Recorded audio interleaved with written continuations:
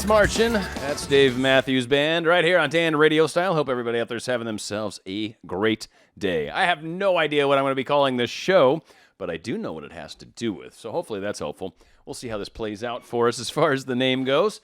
But a lot of people seem to kind of want this like magic bullet. What's going to work? What's my answer? How can I make it work for me? And what I need from all of you is to experiment with some of these different techniques. Try some of these different approaches, and then you figure out what works for you. What works best for you. And some of the easy ways you're going to be able to tell that, frankly, is by how it feels, right? So if it's creating a good, positive feeling in you, if you're noticing your confidence is moving up and moving forward, then it's probably something that's worth keeping in your repertoire, right? Something that's maybe in your tool belt, something that you might try from here every once in a while. Now, one thing, and I don't know exactly, this kind of came in from a potentially separate show, but I still, for some reason, want to use this, so we're going to. One of the great things about being dissatisfied, about being upset with where your current situation is, about not liking how things are right now. You're trying to manifest some sort of change in your life, quite possibly a specific person. Maybe it's an ex, maybe it's a new job, new car, new whatever. And we're trying to manifest this because there's this level of dissatisfaction.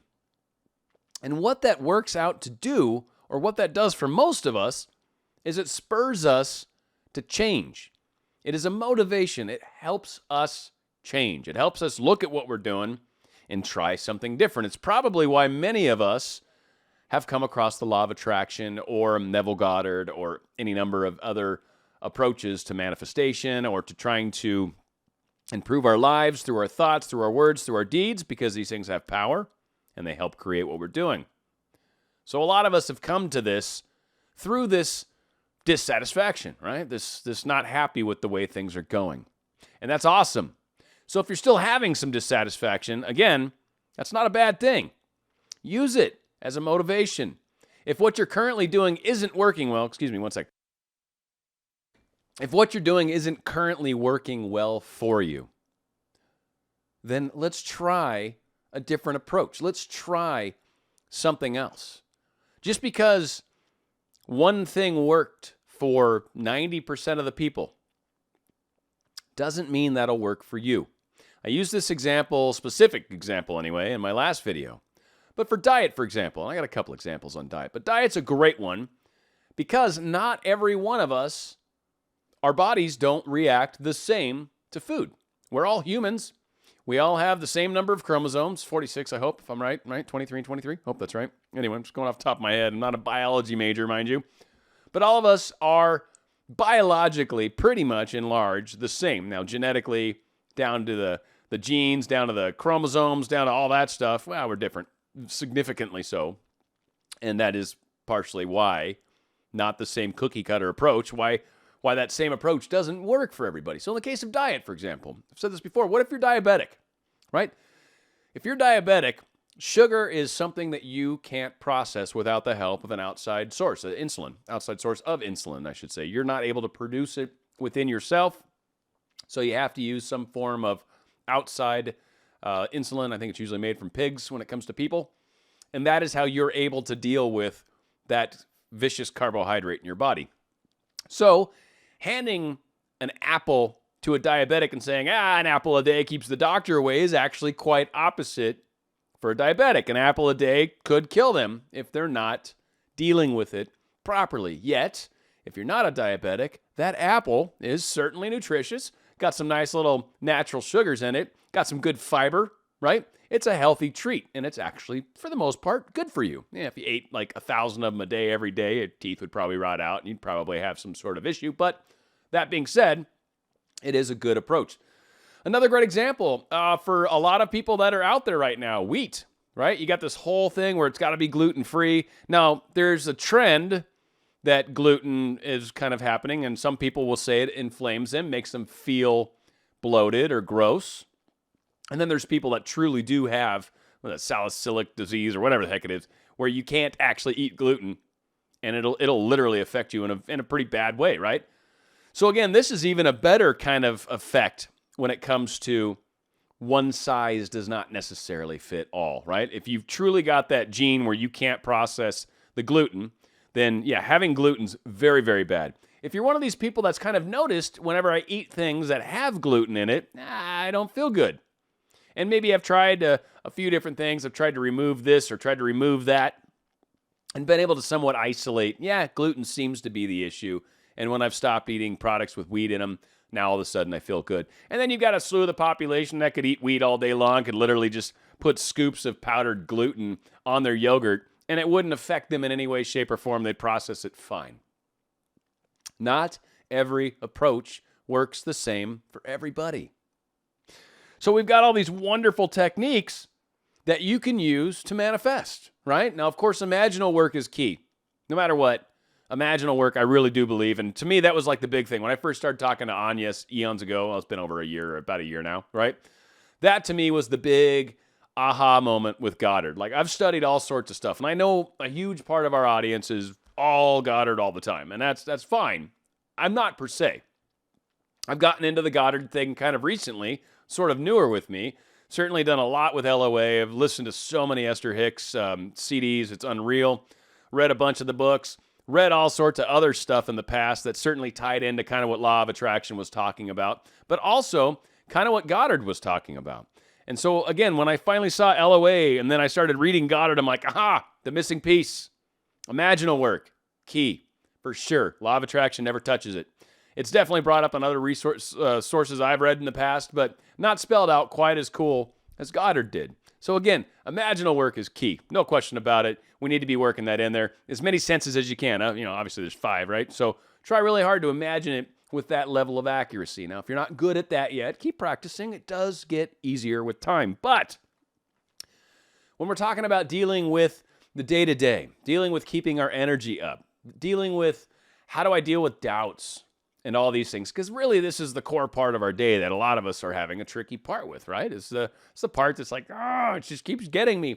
And then we get frustrated, and then we talk about our frustrations, and we talk about how things aren't going well, and then we wonder why we're spending more time frustrated and why we're spending more time experiencing these things that don't work well.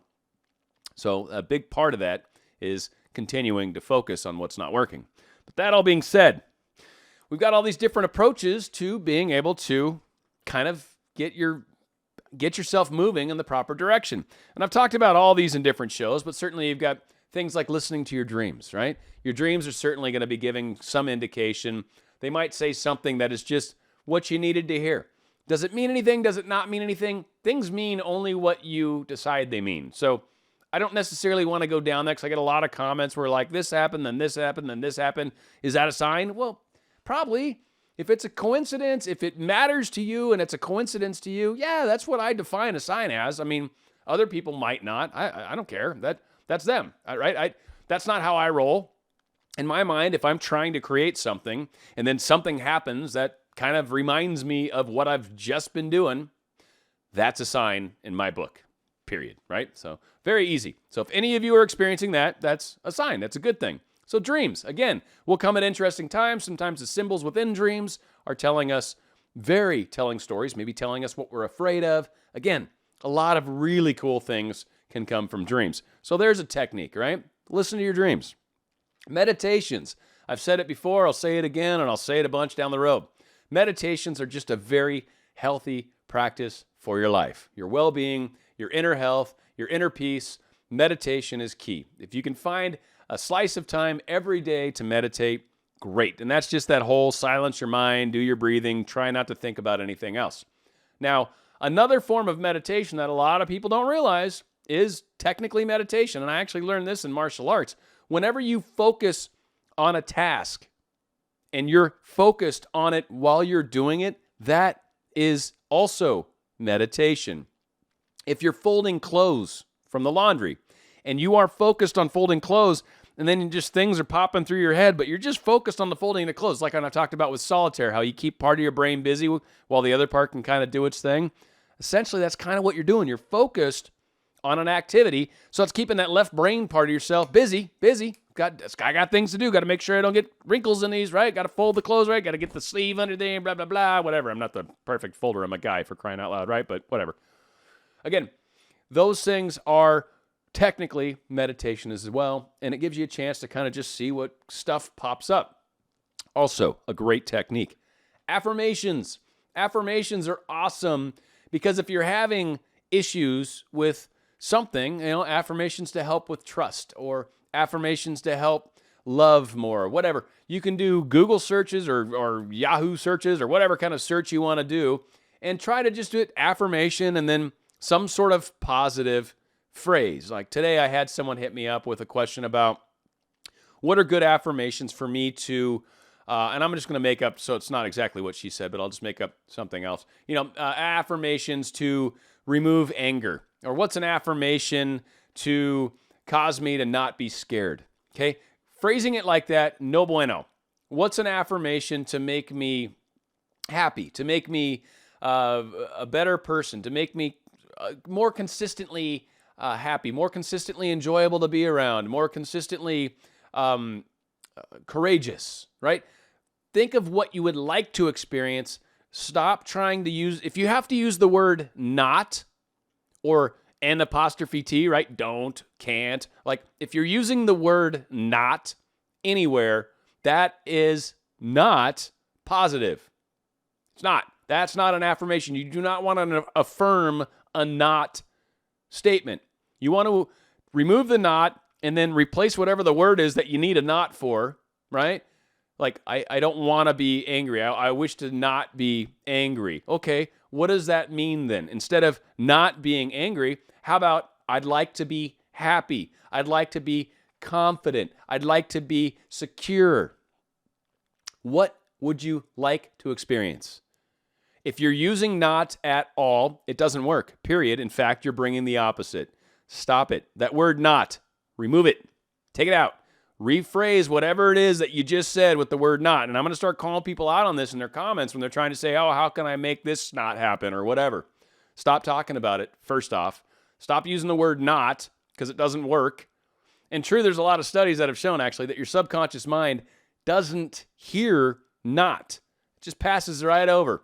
It's like when you speed read, you don't see like be and the and of and like little tiny words. Your brain just skips right past them because they don't matter. They're irrelevant. They make no difference. So the word not, ignored. So just keep that in mind. If you're ever making a statement and the word not is in it, your subconscious mind takes that word not and pulls it out of there and leaves the rest of the sentence intact. So if I'm saying, I would like to find a way to not be angry, your subconscious mind hears, I would like to find a way to be angry. That's it. Stop using not. First and foremost, big deal. So another technique for you. Journaling. Writing things in a journal. Writing whatever.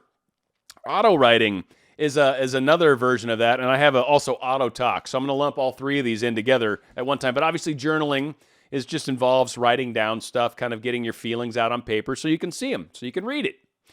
Auto journaling or auto talking is when you basically ask a question. So if you're doing it on paper, you'd write out the question, and then you just start writing the answer. Doesn't need to make sense. Don't worry about it making sense. Just start writing whatever comes to your head. What immediately comes to your head and just write. Don't think about it. Just write. Doesn't have to make sense. If it takes you 3 sentences before it actually starts to make sense, fine. Then you'll ignore the first 3 parts because you finally kind of figured out how to auto-write. Just keep writing and do it. And then when you're done with what you think is a sentence, then ask another question and just start writing the answer. Just write. Don't think. Thinking doesn't work. Just do it. Just do it. Just blah, blah, blah, blah, blah. It doesn't matter what it is. It'll eventually start to make sense. If you think about it, it won't work. It's like channeling. If anyone out there has done channeling, the second you think about what you just said, you broke the channel. Done. Literally. The second you think about it, gone. Done. Broken. Period. That part of your brain, thinking part of your brain, doesn't do this at all. Not able to. Thinking part of your brain's really good at noticing what's going on in your world. Do I need to make a left? Do I need to make a right? Oh, the sun is kind of starting to set. How beautiful. That is great for that kind of stuff. It sucks for channeling. It sucks for manifesting. I mean, other than the imaginal aspects of it. But it's the one that's constantly going, I don't have it right now. Again, So auto-talking, auto-writing, same thing. Auto-talking is the same questions, just for someone like me that likes to talk. I have a little app called Dictadroid. I've said this before, and it's a free app. I'm not trying to sell anything. It's not mine. I'm not affiliated to it. But it's a great little app where you can just talk, and it'll let you record really long stuff. So I've done it before. I'll pace through the house, and I will just talk into my phone. And that way, if you are channeling, you don't have to think about it. You can play it back later. And I'll tell you what, some amazing stuff has come out of my face sometimes doing it. Cracks me up. So again, auto writing, auto talking, very, very good. Journaling as well. It's a great, great few techniques. Of course, we've talked about signs and symbols, paying attention to all those kinds of things. Very, very helpful. You've got numerology, right? For those of you that are into numbers and seeing numbers, and it's 12:34 on the clock, or it's 11:11, or 9:27 is one I like, but that doesn't necessarily mean anything for anybody else. But any sort of repeating patterns, 777, right? That's a good one. So again, if numerology is something that you're paying attention to, find a great site that'll help you understand what the numbers mean, and then you can start using those to help you along on your journey, to kind of help you figure it out. Again, whatever one of these techniques works, pop that in your pocket. That's one of the things you use. If one of these doesn't feel good, don't do it. Just because 50 other people say, oh, it's so awesome, and you're like, it doesn't work for me, don't worry. You have a different way to do it. And another one that's really common, and this is very common in a lot of Eastern traditional, old school, I don't want to say religions, but spiritual groups, I guess. But mantras. Mantras are huge. So find, the Aum is one of the most popular ones, right? Aum, and just that very frequency and just saying it creates a resonance inside yourself. There's actually a tonal kind of aspect to it, and it's a very healing concept. So if you want to look up some mantras, there are some different ones. I actually think I had some of these at one point. So I don't have this printed out in here still.